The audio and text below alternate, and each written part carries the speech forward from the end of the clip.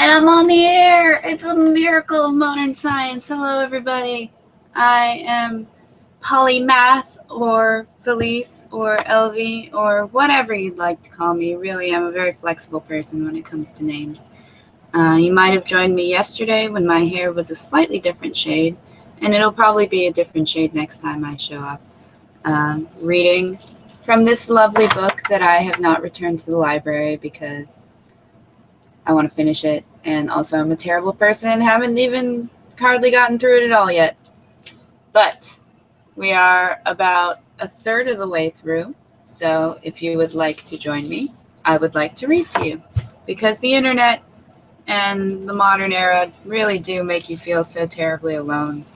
That got too real for a minute, didn't it? Well, it's a good thing we're reading bell hooks, because she's not real at all, right? Right? She's very real. All right, chapter 20 is where we are at. If you have this exact copy from your Amazonia or from your Libraria, it's page 58, my friends. Saru does not read or write. It is not that she does not think these things are important. It is that she has never had the time. She has always been busy. She lives in the old ways. She does not buy everything from the store. When you go to her house, anything may be happening. They may be making lye soap, butter, or wine. They may be wringing the necks of chickens. The sight of her eldest daughter whirling a chicken in the air without blinking, without feeling moved by its cries and scattered feathers, convinces me that in every way, women are the equals of men. She washes the blood from her hands without paying any attention to it, unmoved by the scent of death. The men understand this too. They do not wring the necks of chickens. They hunt with dogs and guns. Their prey will be placed neatly in a sack. It is the women who will look at it, who will prepare it. Her chickens are raised in the backyard. They have names, and some are special to her. I want to know how it is she can bear to destroy something that she has given a name, that she has come to have feeling for. She tells me that the feeling is real, but does not get in the way of the destiny. She raises chickens to eat. It is a way that everyone survives. She knows to show gratitude to the chicken for giving its life. When I slip my hands under the hens to see if there are eggs, I am thrilled. I gather the eggs carefully in my basket. I am excited by this knowledge of where eggs really come from, by the smells in the chicken coop, by the sounds. At Saru's house, there is a special room for the storage of food, the pantry. It was the most important place before the invention of refrigerators. She refuses to accept this change, continuing to store everything there.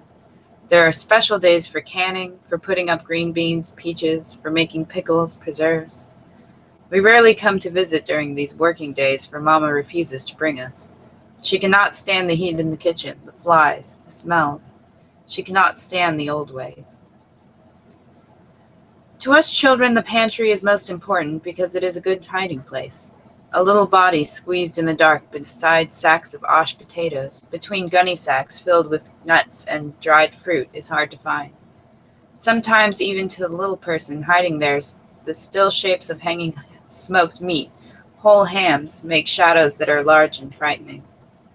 There may be treats in the pantry. She scolds us for playing there.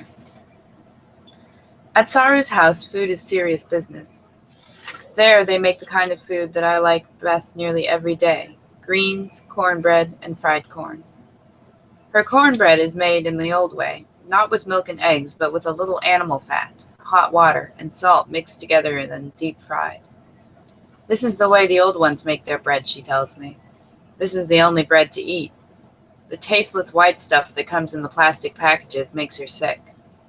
She says she understands why people are so poorly if they try and survive eating such stuff. When she is in a giving mood, Saru makes pans of mush to be fried. It is the most delicious taste in the world, better than any sweet.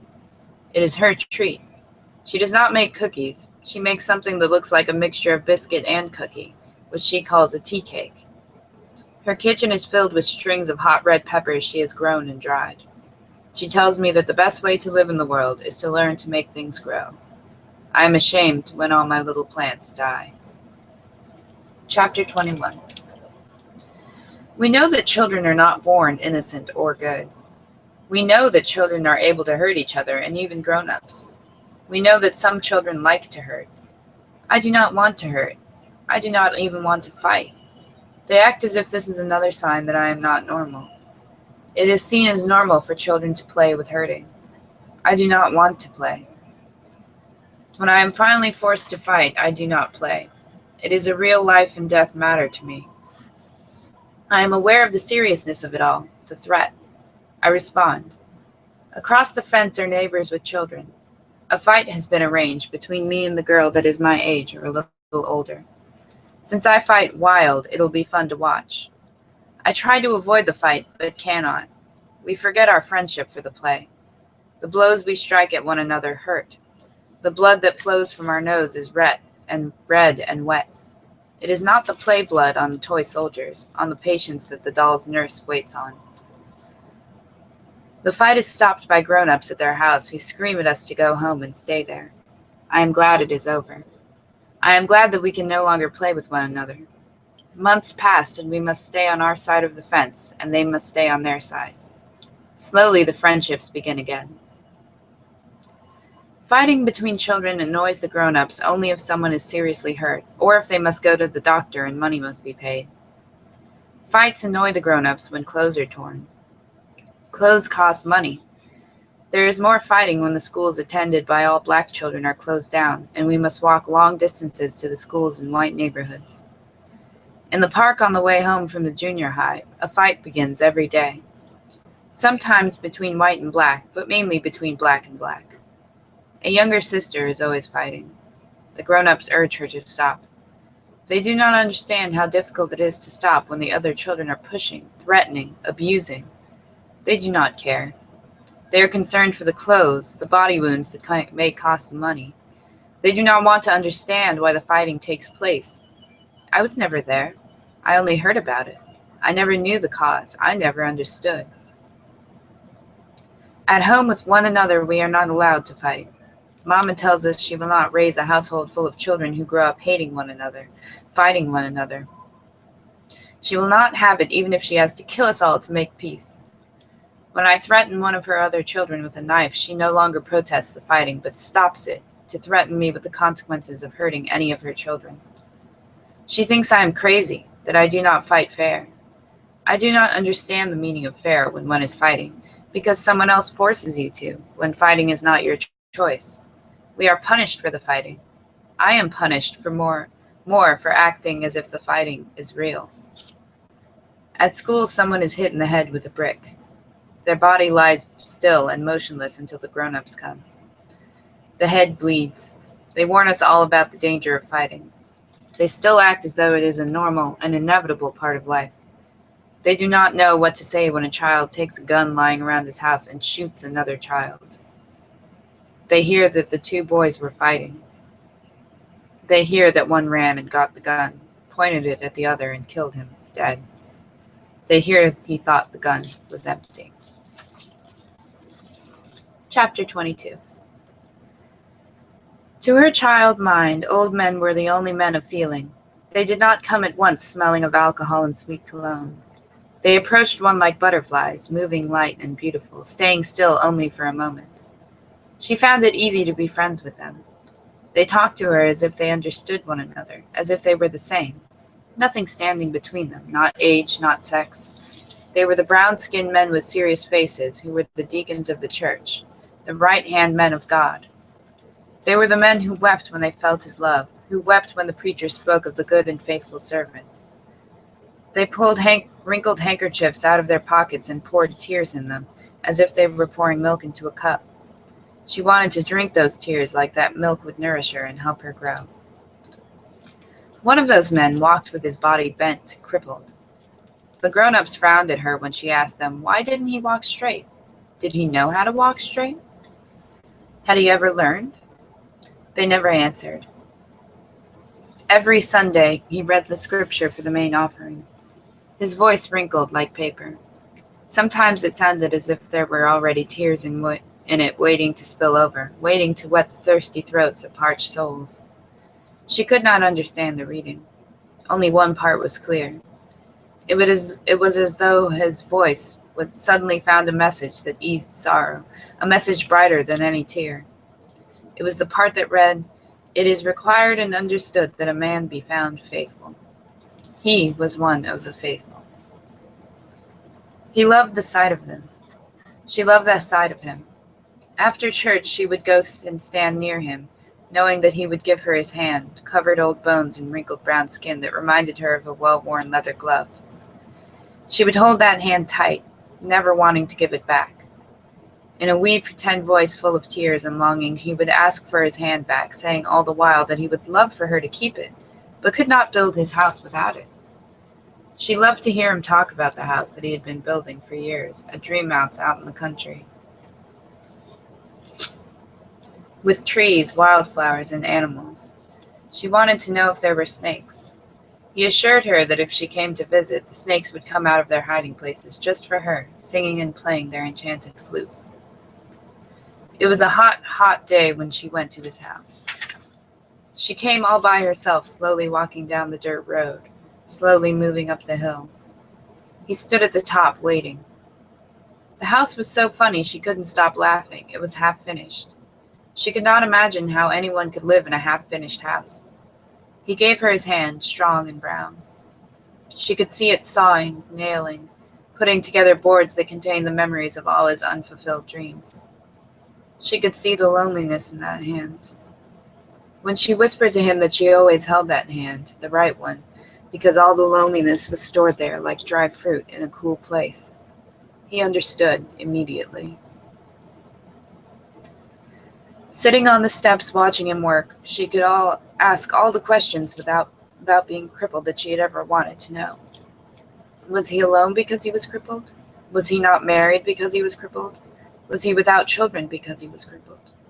Her questions smoothed the wrinkles in his brow, took the tears from his voice, wet his dreams with the promise of a woman waiting faithfully with outstretched hands.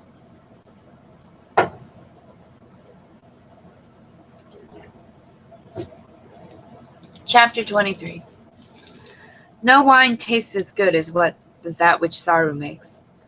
We pick the purple grapes for her from the vine in our backyard. This is before Daddy tears the grape arbor down to keep strangers from coming into the yard eating them. When we first see the grape arbor, we cannot believe it. We had never seen grapes growing. It was also a good hiding place, a good place to play house. We cannot believe that he will chop it down. He does. Saru finds other grapes for her wine. We do not like the wine that the grown-ups buy in bottles. It tastes bitter, not sweet and thick with fruit like Saru's wine.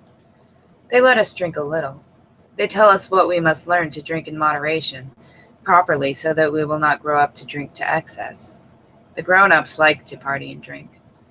We know this because we once lived in a flat above a nightclub. At night, when we should be sleeping, we can hear the sounds of drinking people.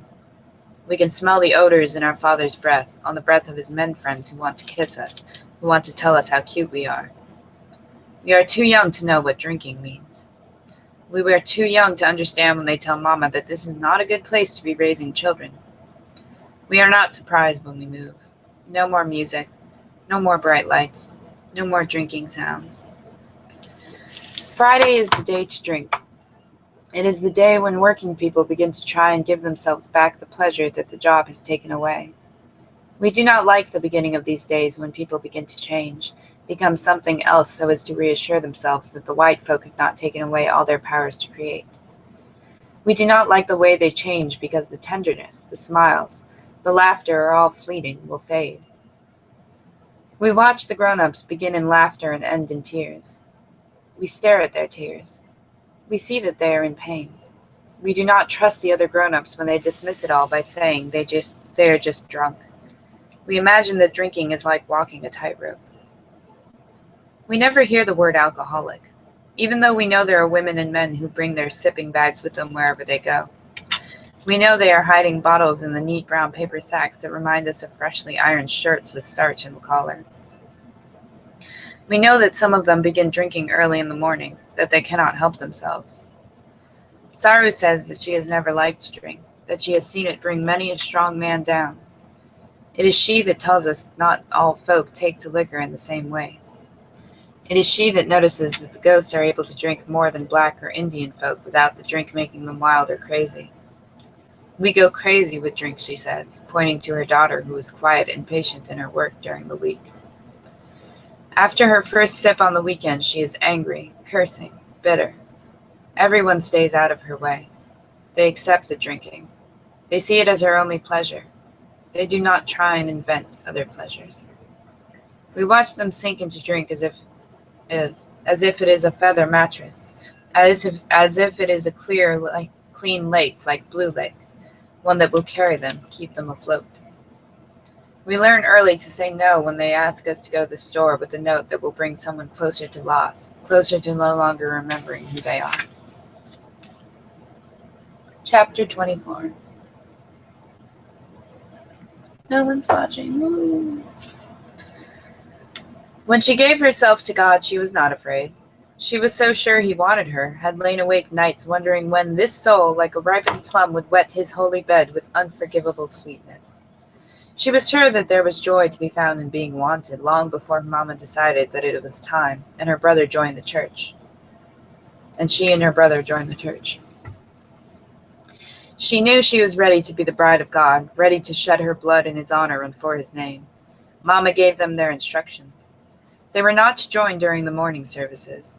When the preacher asked in that tender voice for all those souls longing for God, needing him, to come, to give themselves, they were not to answer.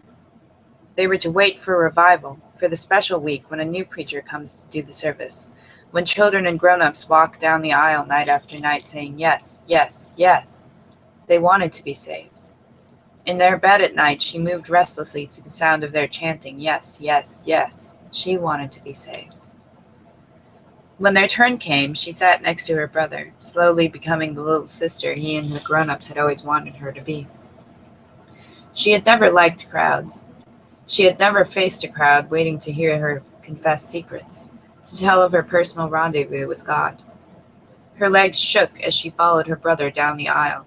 Her heart beat fast, loud, so loud that not even the preacher smiled as he placed his hand on her head, asking her, did she love this Lord? Did she want him for her personal savior? Did she want salvation? Couldn't give her speech. All the lines she had rehearsed, the pretty words that would describe her nightly meeting with God, their walks in the garden, the waiting for him near bushes of pink and white baby roses, the moist dew that sometimes caught in her hair, the way he warmed her hands with the breath that smelled of honeysuckle and jasmine. All the words would not come. In place of words, she gave them tears, the same tears that had wet his wounds, that like warm summer rain had caressed his flesh with everlasting love. Later, when her mama asked why she stood there crying like a baby, saying nothing, not opening her big mouth, she still refused to speak. She did not say they were holy tears, water that will heal and renew. She was waiting to tell him all. They were to wear white, all white, gown, slip, panties, cap.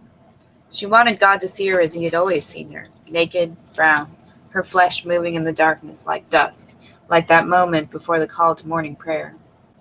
She was afraid he would not know her in white. She felt ashamed to meet him in this one time in so public a place. She was sure it meant an end to all the private love they shared, the secret meetings. She entered the dark church slowly, seeing no one yet, hearing their voices sing of water that will be troubled, of waiting in the water. She searched the night for some sign of his face. The cold water held her trembling fresh, took away her ability to wander aimlessly, searching. She was no longer free to seek, to come and go whenever she chose. He had dropped a net in the water, to capture her, to hold her, to make her holiness his own. The brown hands of John the Baptist were about her, John, beheaded friend and lover. He spoke with the voice of a stranger, his words an alien tongue. Taking his sister, he baptized her in the name of the Father, the Son, and the Holy Ghost.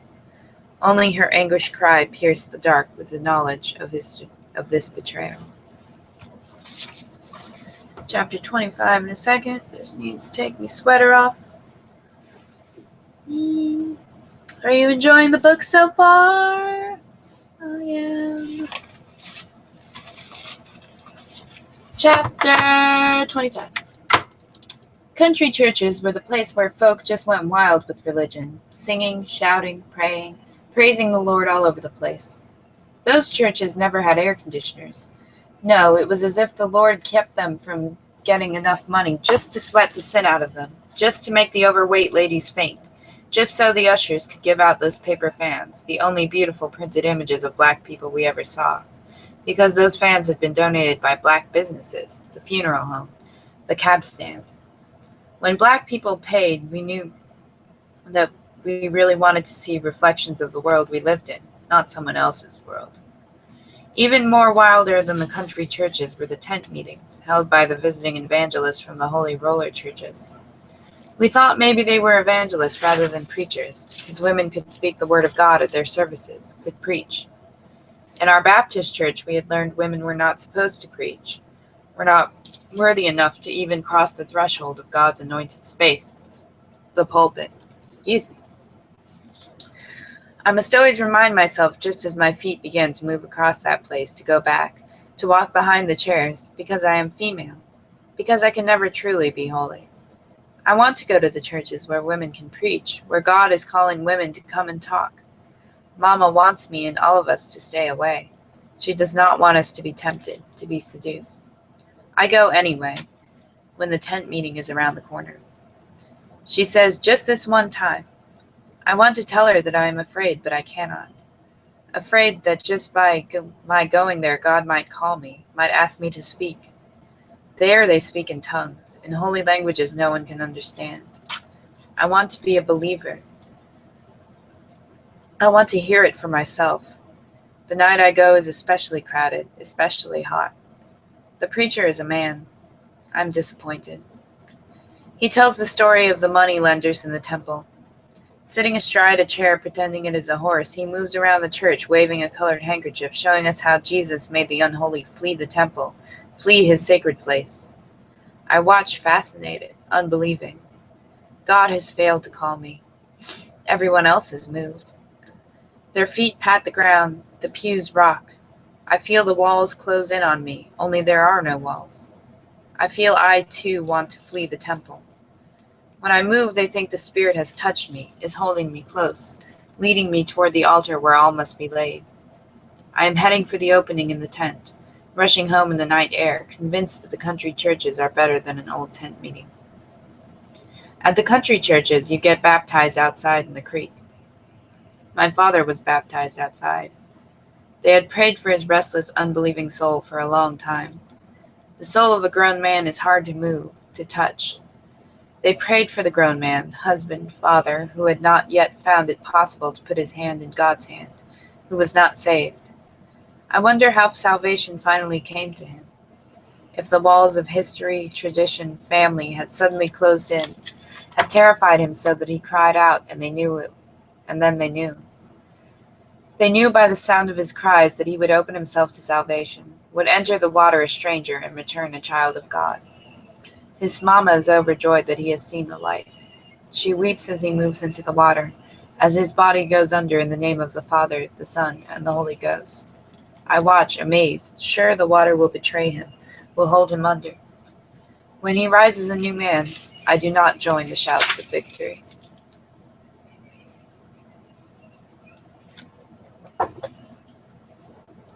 Chapter 26.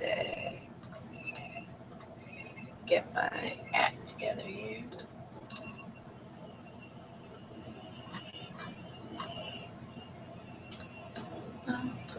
Is anyone watching yet?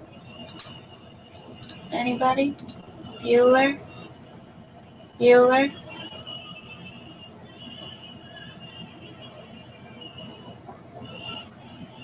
Bueller? Chapter 26. When I grow up, I cannot say what I want to be. I cannot say that I do not want to grow up. I am a child who is sad all the time. They tell us children should be happy, should love to go outside and play. I would rather read books. Sounds familiar. There have always been books in our house, even when we were very young. I remember Daddy reading paperback novels, detective stories. I know he reads dirty books because I read them too. I know that there are black writers like James Baldwin, Frank Yerby, and Anne Petrie because their books are on the shelf. They tell me these books are for when I am older. When we leave the country and move to the city, we have a library to go to. We have a library, period. This is my favorite time. I love biographies. I read about George Washington Carver, Mary McLeod Bethune, Booker T. Washington, Louisa May Alcott, Amelia Earhart, Abraham Lincoln. We are not allowed to take books home. There is no money to replace them if they are lost. I am a good reader, careful with books, a library helper. I take as many books home as I like. I read Laura Ingalls Wilder's Little House on the Prairie and Alcott's Little Women, and every other Alcott book. I find remnants of myself in Jo, the serious sister, the one who is punished. I am a little less alone in the world. Mama buys me a hardback book of religious stories. She buys it from a traveling salesman, a white man. The only white men we see in our neighborhoods are selling something, insurance, products. Daddy thinks it is a waste to spend money on books for a child. Mama thinks I should be given a good book to read, a book that is all my own. I am thrilled. I go to house, reading to invalids and shut-ins. This is good missionary work. This is part of being a Christian. I do not want to be a missionary. I love to read. I like reading to other people, but I like best to read silently in a quiet room, alone, just me and the book. When I become the problem child, they blame it all on the books. They make me stop reading unless all my chores are done. They make me stop reading to go outside and play. They snatch the book out of my hand and throw it away because I am not listening when someone is talking to me. Mrs. Mays, a retired schoolteacher, calls our house to say she is spring cleaning, throwing away books that I can have if I can come and get them. I do not like the long walk to her house. I cannot walk alone, so I must wait until someone can go with me. When we arrive, she has already thrown the books away. I must stand on a wooden box to get them out of the trash. My hands are dusty. My sister refuses to help.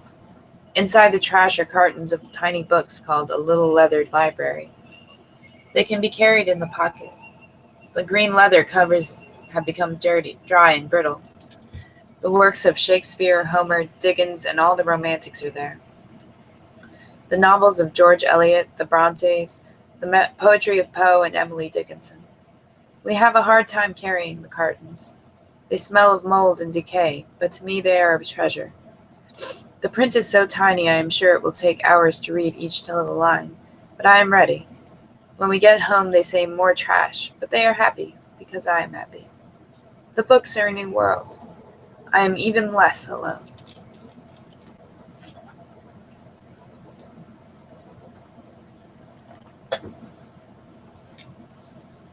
Lies are like bombs, I tell myself. They explode into the air, shattering everything in sight, bits and pieces of our lives. I want to tell the truth. I want to say this is how it really is, yet when I tell the truth, they never accept it. It never fits well with anything they want to hear. When I tell them a lie, when we lie to them, they punish us. The punishment is harder, crueler than for any other crimes. There is an art to lying, to telling one's story in such a way that it can be believed.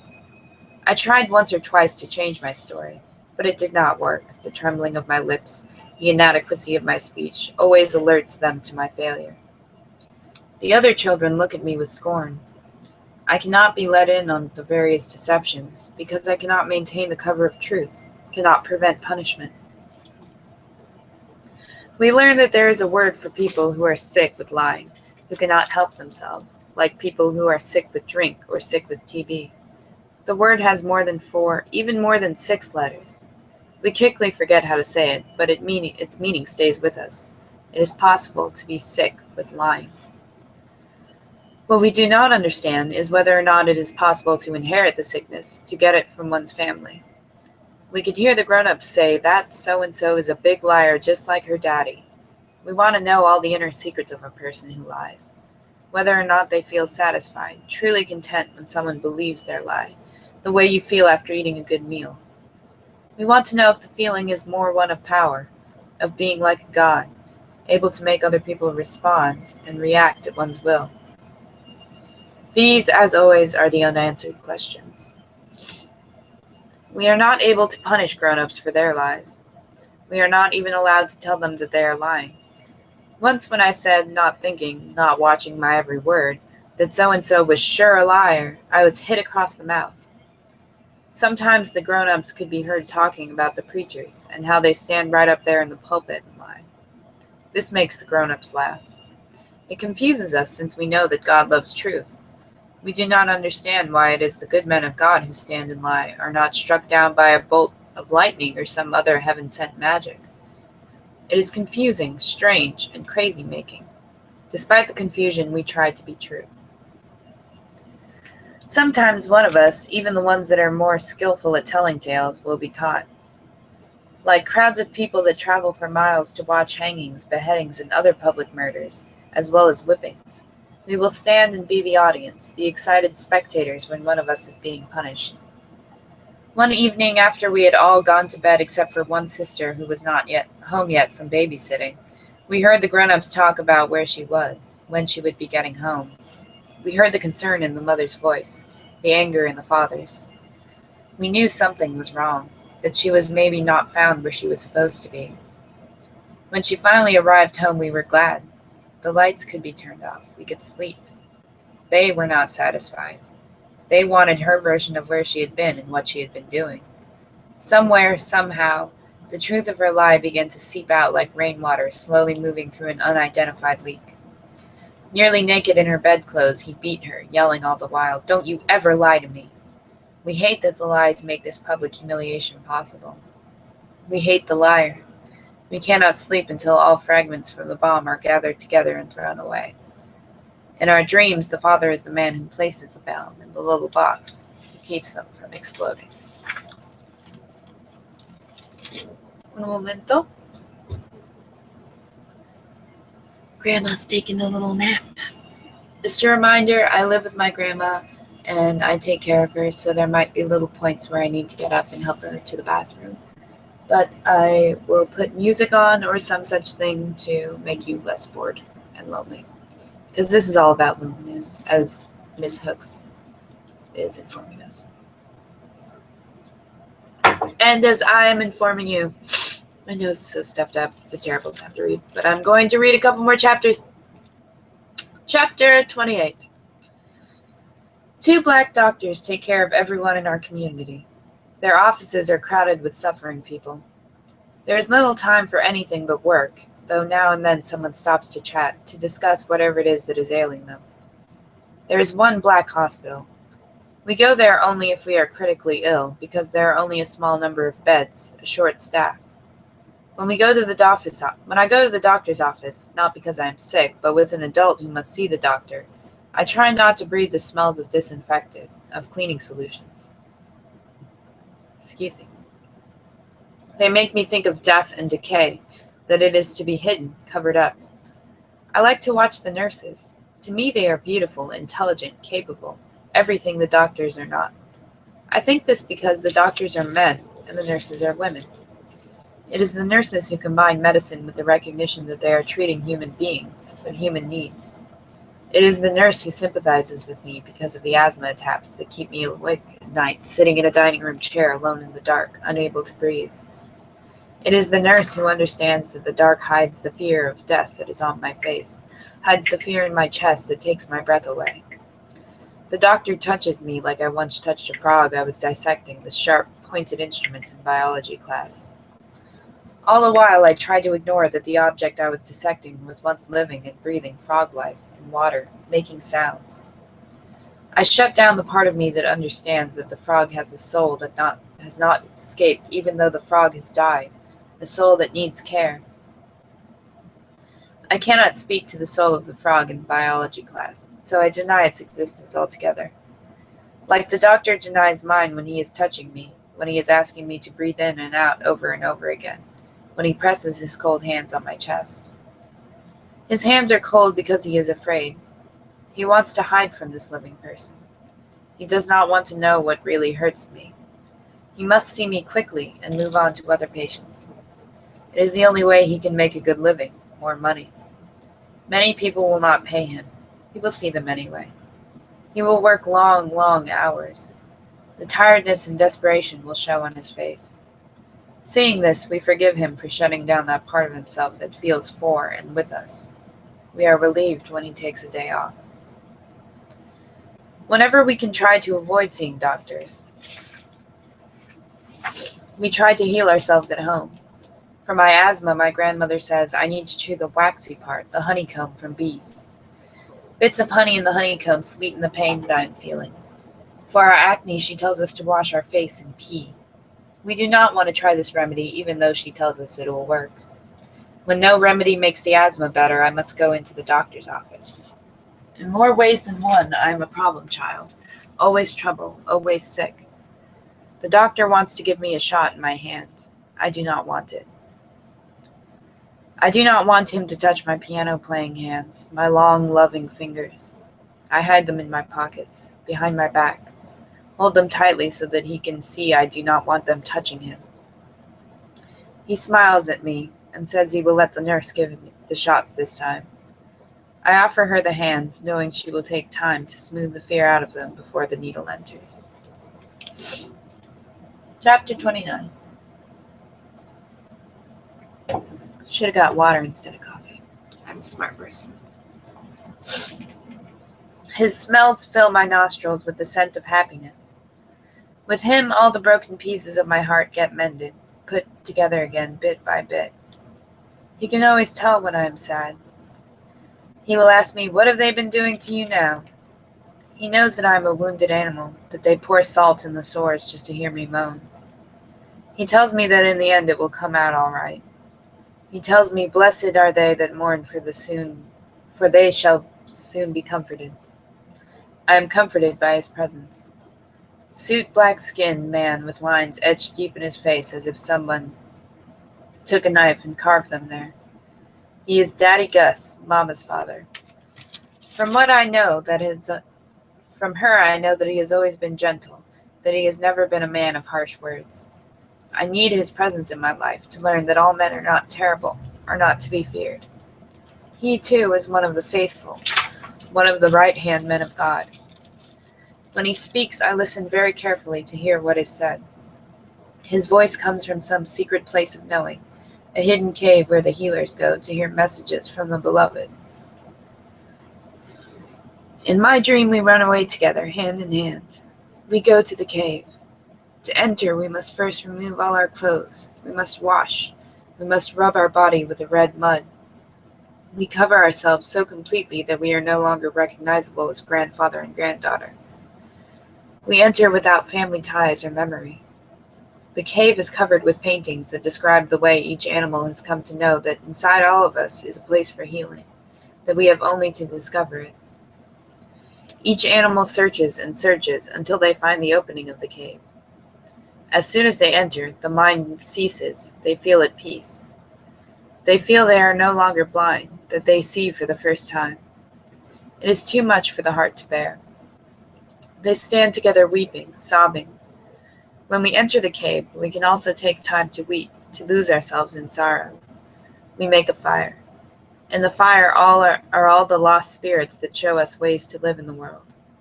I do not yet have a language with which to speak to them. He knows. He speaks.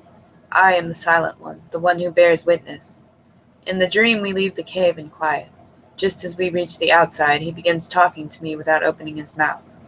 He places his voice inside my head, telling me that knowledge of the cave can be given to anyone, only they must be seeking, that until I can tell a seeker from someone who is just curious, I must not speak about it.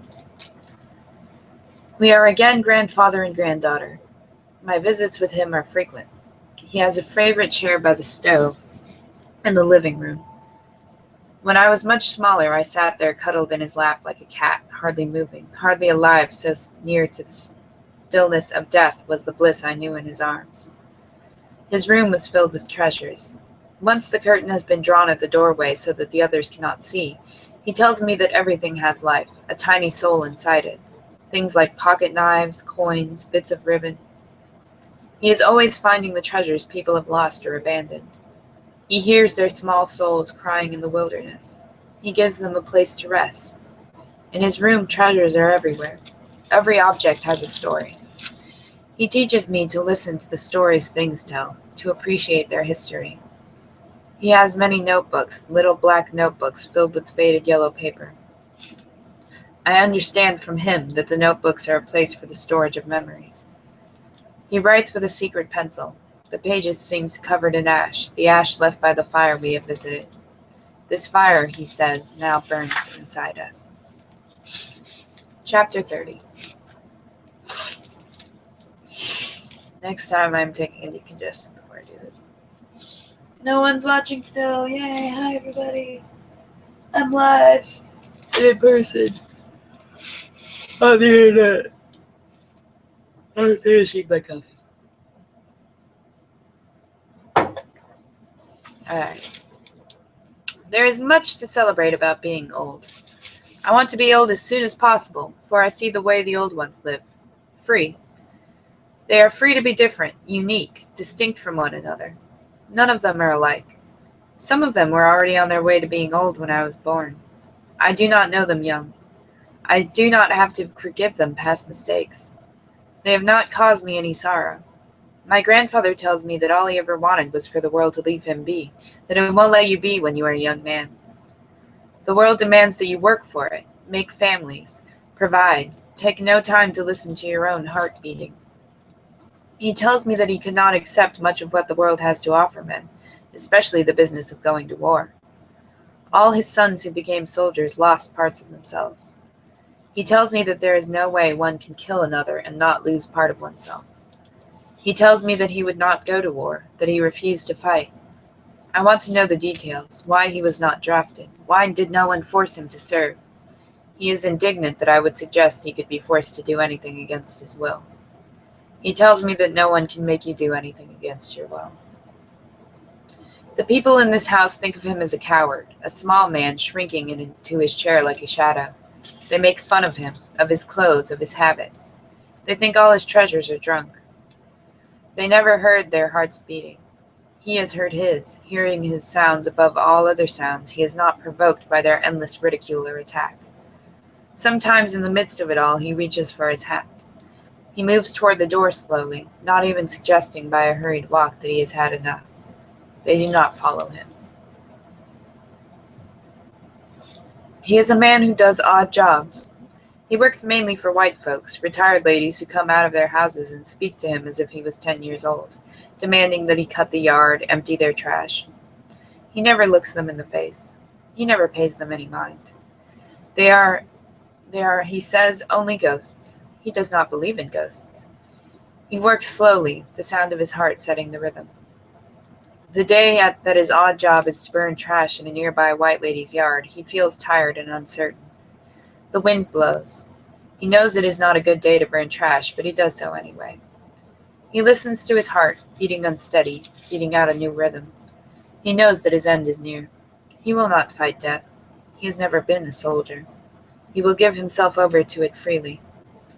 When the flames reach his body, he does not notice. He does not smell the burning clothes. He has lost all memory. He has entered the cave. She notices, Miss White Lady. She notices that in her backyard an old man with a face like soot is surrounded in flames. She panics, not knowing who she can call to meet the needs of an old black man on fire.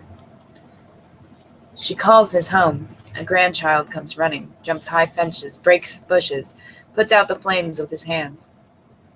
These are love's hands. They can do anything. He has heard the sound of this old man's heart beating. He has been comforted by his presence. In this moment, he is able to fully return that love. He will never know such honor again. They must travel many miles to the hospital where burns are treated. Those who love him sit nearby listening to his heart. A person on fire often dies not from the flames, but from a heart attack, as if pain is so intense. His heart does not fail him. It knows the fire is not his enemy. It knows that there is secret in the flames that is ongoing and everlasting. Chapter 31. Good hair. That's the expression. We all know it, begin to hear it when we are small children, when we are sitting between the legs of mothers and sisters getting our hair combed. Good hair is hair that is not kinky, hair that does not feel like balls of steel wool, hair that does not take hours to comb, hair that does not need tons of grease to untangle, hair that is long. Real good hair is straight hair, hair like the white folks' hair. Yet no one says so. No one says, your hair is so nice, so beautiful, because it is like white folks' hair. We pretend that the standards we measure our beauty by are our own invention, that it is questions of time and money that lead us to make distinguish between good hair and bad hair. I know from birth that I am lucky to have hair at all, for I was bald for 2 years, then lucky to have thin, almost straight hair, hair that does not need to be hot combed. We are 6 girls who live in a house together. We have different textures of hair, short, long, thick, thin. We do not appreciate these differences. We do not celebrate the variety that is ourselves. We do not run our fingers through each other's dry hair after it is washed. We sit in the kitchen and wait our turn for the hot comb. Wait to sit in the chair by the stove, smelling grease, feeling the heat warm our scalp like a sticky hot summer sun. For each of us, getting our hair pressed is an important ritual. It is not a sign of our longing to be white. It is not a sign of our quest to be beautiful. We are girls. It is a sign of our desire to be women. It is a gesture that says we are approaching womanhood, a rite of passage. Before we reach the appropriate age, we wear braids and plaits that are symbols of our innocence, our youth, our childhood. We are comforted by the parting hands that comb and braid, comforted by the intimacy and bliss. There is a deeper intimacy in the kitchen on Saturday, when hair is pressed, when fish is fried, when sodas are passed around, when soul music drifts over the talk. We are women together. This is our ritual and our time. It is a time without men. It is a time when we work to meet each other's needs, to make each other beautiful in whatever way we can. It is a time of laughter and mellow talk. Sometimes it is an occasion for tears and sorrow. Mama is angry, sick of it all, pulling the hair too tight, using too much grease, burning one ear and then the next. At first I cannot participate in the ritual. I have good hair that does not need pressing. Without the hot comb, I remain a child, one of the uninitiated. I plead, I beg, I cry for my turn. They tell me once you start, you will be sorry. You will wish you had never straightened your hair. They do not understand that it is not the straightening I seek, but the chance to belong, to be one in this world of women. It is finally my turn. I am happy. Happy even though my thin hair straighten looks like a black thread, has no body, stands in the air like ends of barbed wire. Happy even though the sweet smell of unpressed hair is gone forever. Secretly I had hoped that the hot comb would transform me, turn the thin good hair into thick nappy hair, the kind of hair I like and long for, the kind you can do anything with, wear in all kinds of styles. I am bitterly disappointed in the new look. Later, as senior in high school, I want to wear an afro. I want never to get my hair pressed again. It is no longer a rite of passage, a chance to be intimate in the world of women. The intimacy masks betrayal. Together we change ourselves. The closeness is an embrace before parting, a gesture of farewell to love and one another. Chapter 32. There is a white discharge in my panties. It comes out of me like a leak, a tiny leak in a faucet that you hardly know is there except for a spot of water appears even after you've wiped it up in the same place. I am constantly wiping myself, but the spots do not go away. I am constantly folding tissue to make perfect little napkins so that my panties will be clean, but the perfect little napkins wrinkle up, fall out when I'm running. When Mama finally asks me if it is me that has the panties with the discharge, with the sometimes funny smell, I do not ask her how she knows. She finds out everything. Yet she is mostly gentle when she comes across a secret that may hurt in the telling. I tell her I suppose they are mine. She wants to know have I been doing anything with boys. I do not know what this anything is. When I say no, she asks again and again. I always answer no. When I become tired of answering the same old question, I ask her a question. I ask her, what is this anything that one can do with boys? I am so angry at boys, the ones I do not know, who are capable of this anything that makes me to be questioned in a way that feels like I have done something wrong, like I am on trial. She does not want to tell me what the anything is. She believes me. In the doctor's office, she believes him when he says, yes, sometimes girls have these infections. No, they are not caused by anything that can be done with boys. I am to have a vinegar and water douche. I do not understand what it means. The sound of the word frightens me. They do not try and explain. They are annoyed that I am so ignorant when it comes to the matters of the body. Yet they have always made us ashamed of the body, made us tuck it away under our pillows like some missing tooth for which the fairy will reward. They reward our silences about the body.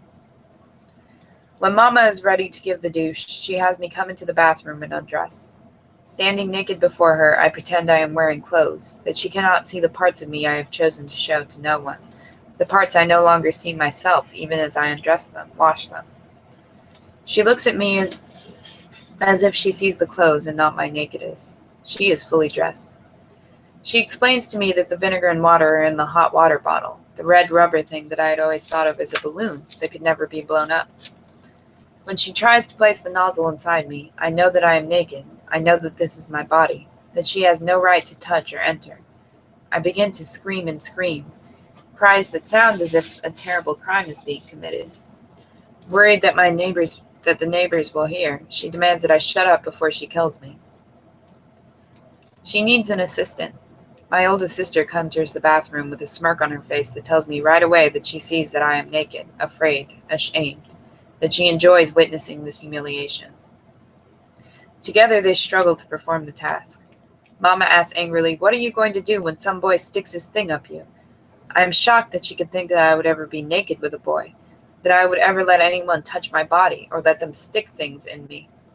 When I say this will never happen to me, they stop their tasks to laugh, long and loud. I weep at their refusal to believe that I can protect myself from further humiliation. Our last chapter for the day, chapter 33. It may have been the pretend Tom Thumb wedding that she had me. It may have been the pretend Tom Thumb wedding she had to participate in during first grade. It may have been the tearing of her red crepe paper bridesmaid dress convinced her she would fail at marriage just as she had failed at the pretend wedding. She knew that the pretend marriage had made her suspicious. Nothing about it had been enjoyable. Whenever she thought of marriage, she thought of it for someone else, someone who would make a beautiful bride, a good wife. From her perspective, the problem with marriage was not the good wife, but the lack of the good husband. She is 16 years old. Her mother is telling her again and again about the importance of learning to cook, clean, etc. in order to be a good wife. She stomps upstairs shouting, "I will never be married. I will never marry." When she comes back downstairs, she must explain why. She must find words. "Seems like," she says, stammering, "marriage is for men, that women get nothing out of it. Men get everything." She did not want the mother to feel as if she was saying unkind things about her marriage. She did not want the mother to know that it was precisely her marriage that made it seem like a trap, a door closing in a room without air. She could not tell her mother how she had become a different person as soon as the husband left the house in the morning, how she became energetic, noisy, silly, funny, fussy, strong, capable, tender, everything that she was not when he was around. When he was around, she became silent. She reminded her daughter of a dog standing obediently until the master, the head of the house, gave her orders to move, to do this and do that, to cook his food just so, to make sure the house was clean just so. Her bed was upstairs over their bedroom. She never heard them making fun sounds. She heard the plaintive, pleading voice of the woman. She could not hear what she was asking for, begging for, but she knew that the school books, the beaded pocket money, the new dresses, the everything had to be paid for with more than money, with more than sex. Whatever joy there was in marriage was something the women kept to themselves, a secret they did not share with one another or their daughters. She never asked where the joy was, where it appeared, why it had to be hidden. She was afraid of the answer. They agreed with her when she said marriage was not a part of her dreams. They said she was too thin, lacking the hips, breasts, thighs that most men were interested in. But more importantly, she was too smart. Men did not like smart women. Men did not like a woman whose head was always in a book. And even more importantly, men did not like a woman who talked back. She had been hit, whipped, punished again and again for talking back. They had said they were determined to break her, to silence her, to turn her into one of them. She answers her mother back one day in the father's presence. He slaps her hard enough to make her fall back, telling her, "Don't you ever let me hear you talking to your mother like that." She sees pride in her mother's face. She thinks about the way he speaks to her, ways that at this moment do not matter. She has taken a stand in her honor against the daughter. He has taken a stand in her honor against the daughter. She has accepted it. This, the daughter thinks, must be a kind of marriage, and she hopes to never bear a daughter to sacrifice in the name of such love.